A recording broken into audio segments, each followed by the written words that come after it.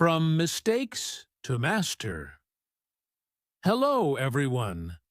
Welcome to another session here at the Explore English Online, your go-to channel for mastering the English language in a way that's practical, engaging, and fun.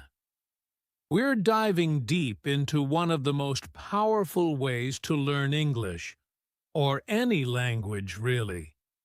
And that is through mistakes. Yes, you heard that right. Mistakes are not your enemy. They're your best teacher. And by the end of this session, you'll see how every stumble can actually bring you closer to fluency.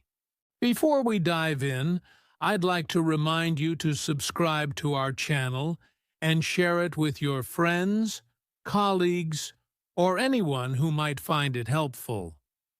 Support us by hitting that subscribe button so you never miss a video, and share your thoughts in the comments section. All right, let's get into it. I know many of you might have been told that making mistakes in English is embarrassing, or maybe you felt shy about speaking up because you didn't want to get things wrong. But I'm here to tell you that's the wrong way to think about it. In fact, some of the most successful English learners will tell you they learned more from their mistakes than anything else. So, let me take you on a journey where we embrace those little slip-ups and turn them into stepping stones to success. Let me start by sharing a story. I remember a student of mine, let's call him Alex, who was learning English for the first time. He was brilliant, with a sharp mind and an eagerness to learn. But there was one problem. Every time we had a conversation, Alex would freeze up whenever he thought he might make a mistake. He'd hesitate, pause, and often lose track of what he wanted to say. This constant fear of getting things wrong was holding him back more than the mistakes themselves. Alex's problem is common. According to research, over 70% of language learners experience some form of linguistic anxiety. That's just a fancy term for being afraid to make mistakes while speaking. And it's no wonder, right? We've been conditioned to think that perfection is the goal. But here's the truth. Language learning, like any skill, is messy. It's imperfect. And it's in that imperfection that you find growth. Now, I'll be honest, Alex wasn't an exception. He wasn't a special case. He was like so many of us. You see, when we were young children, we didn't care about making mistakes. Think about a toddler learning their first words. They mix up their tenses, use the wrong vocabulary, and yet they're still learning at an astonishing rate. Why? Because they're not afraid of getting it wrong. They're just focused on communicating. That's the mindset we need to bring back. As we move forward in this episode, I want you to think about your own journey. When was the last time you hesitated to speak English because you were afraid of getting something wrong? When was the last time you let that fear stop you from practicing? It's time to let that go. So, how did Alex turn things around? It didn't happen overnight, but one day, he made a shift. I remember we were in the middle of a conversation, and instead of freezing, he made a mistake. He used the wrong verb tense. But instead of panicking, he corrected himself and kept going. It was a small moment, but it was huge for his progress. You see, mistakes are feedback. They tell you where you need to focus your attention. In Alex's case, that mistake showed him that he needed to work on his past tense verbs. He spent the next week studying them, using them in conversations, and yes, making even more mistakes. But each time, he got a little better. I'm reminded of a study by Cambridge University that found language learners who are willing to make mistakes learn 30% faster than those who are afraid to try. That's right, 30%. Imagine how much faster you could improve if you embraced your mistakes instead of avoiding them. And Alex? Well, a year later, he was speaking confidently and fluently, holding conversations without hesitation. His secret wasn't some magical language program. It was his willingness to learn from his errors. It's not just about speaking, though.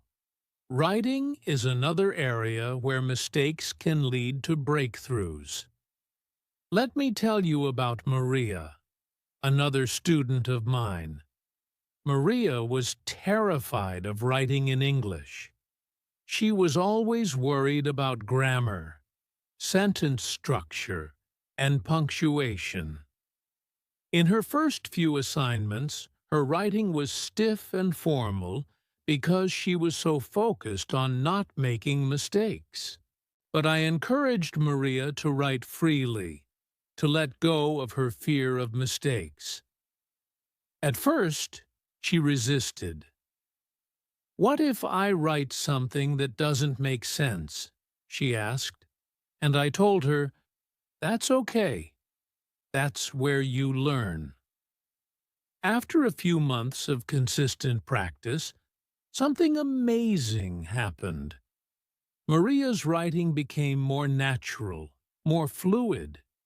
Yes, she was still making mistakes, but they were different kinds of mistakes.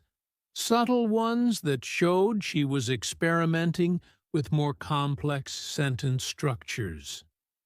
And as she kept practicing, those errors became fewer and fewer. Today, Maria writes beautifully in English, and she's no longer afraid of her mistakes. Instead, she welcomes them. One thing I always tell my students is that mistakes are only useful if you get feedback on them. This is where teachers, language partners, and even technology can play a big role. There's a great quote I love: "You can't correct what you don't know is wrong." And that's why feedback is so important. When you make a mistake and someone points it out, it's not criticism. It's an opportunity to grow. For example, one of the most common mistakes learners make is with prepositions. These little words like in, on, and at can be tricky, but with the right feedback, you can master them. Let's say you wrote, "I live in a farm." Your teacher or language partner might correct you and say, "It should be on a farm, not in a farm." Now you know the difference, and next time you'll be more likely to get it right. And here's a tip: whenever you get feedback, write it down. Keep a notebook or a document on your computer where you track your mistakes and the corrections. This way, you're not just learning passively, you're actively engaging with the material. Over time, you'll notice that the mistakes you used to make start disappearing. To wrap things up, let's go back to our original theme: from mistakes to mastery. The key takeaway from today's session is this: mistakes are not the enemy. They are your guideposts, showing you where you need to focus, helping you grow, and ultimately bringing you closer to mastery.